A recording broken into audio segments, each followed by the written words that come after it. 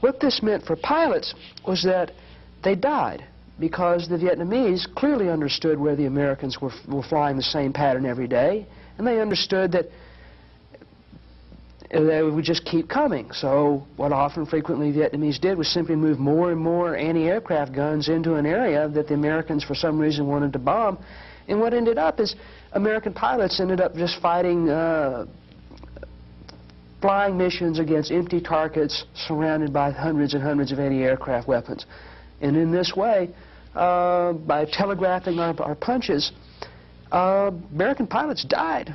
You had an incredible story in your book about how the North Vietnamese would actually bring down the American jets with handguns and rifles. That almost seems unbelievable to us in an advanced, from an American standpoint, it is unbelievable, in that you only see advanced technology system like a jet fighter bomber needs another advanced technology like a SAM missile in order to bring it down. And there is some amount of truth in that. But North Vietnam underwent a tremendous social mobilization. Part of that mobilization involved giving almost everyone a gun, either a pistol, a submachine gun, a rifle, or whatever, or light machine guns. The entire society was organized as a giant anti-aircraft system. And for really low level, Vietnamese peasants were under instructions to simply get out in the fields en masse, lie down, and shoot up in the air to try to provide a barrage that would make low altitudes unsafe for American pilots. And it happened. American fighter pilots do report that many planes were shot down at extremely low level by peasants. And what this meant to them, low-level flight became so dangerous they had to move higher up where they could consistently be picked up on radar.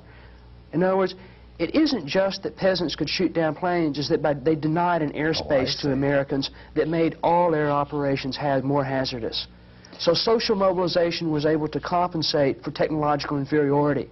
There was another example of this in the Ho Chi Minh Trail, when the United States built that incredibly expensive electronic warfare area, which the Vietnamese and the Laotians were able to overcome with very simple tricks. The Joint Chiefs of Staff always wanted to invade North Vietnam and simply take over Hanoi and Haiphong, or have ground troops in Laos. There is a place where, between Laos and Thailand, between the South China Sea and Thailand is something like 35 miles, and so wide. So the effort is, the mission was, we'll just form on this magic line and we'll keep the foreign other out, right? We'll stop them at the pass, literally. But since that was seen as too expensive in terms of troop lives, they seeded that area with electronic sensors, listening devices that picked up smell, sensors of various kinds. These devices in turn sent radio signals to circling aircraft. The aircraft in turn sent them to computer banks in Thailand. In Thailand, in turn, organized airstrikes over the trail. But two things happened. One, the sensors were decoyed. Bags of urine hung in trees, tape recorders with cricket noises. In order to try to mask the movement of trucks, you find a sensor and you put normal jungle noises, a tape of normal jungle noises next to it. So you mask the sensors in one area while you actually send your troops and operations on the other. Or, say you get attacked and you were all convoy drivers, truck drivers. North Vietnamese had satchels of grenades. They had rocket flares. A lot of this battle is occurring at night. So the Vietnamese would throw out explosives to make the Americans feel like they were hitting something. And the Americans, in turn, wanted to believe that they were destroying Vietnamese truck convoys. Why? Because pilots are rewarded on the basis of productivity.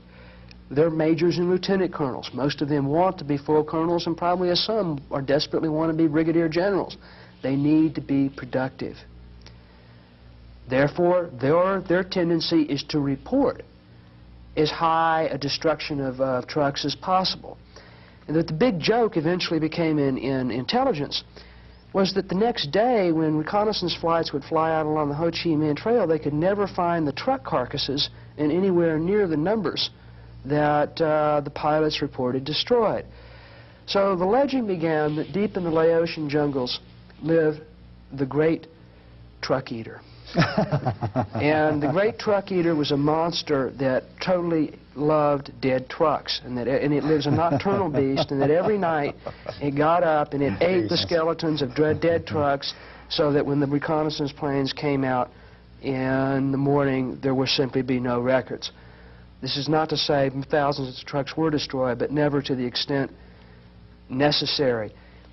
Remember, relatively few supplies were sent south. By American calculations, something like 12 tons a day was enough to support the war in the South. You can put 12 tons on a semi-tractor truck without any problem and have room to spare.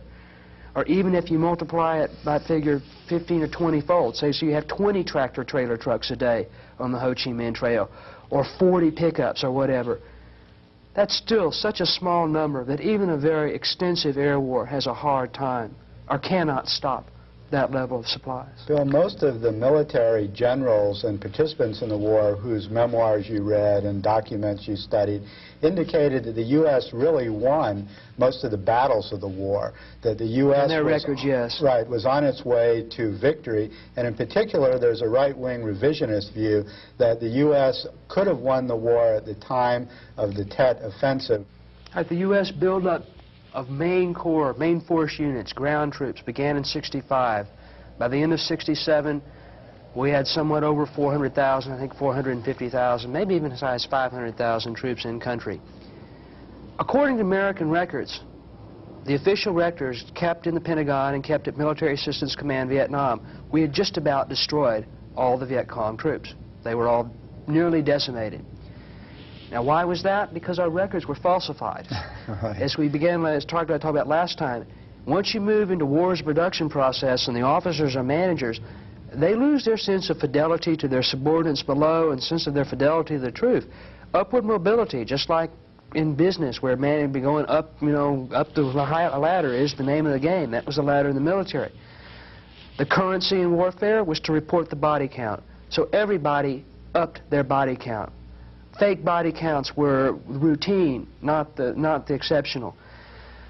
And at each level, the body counts kept getting higher and higher. As the reports went up the chain of command, the larger the figures became.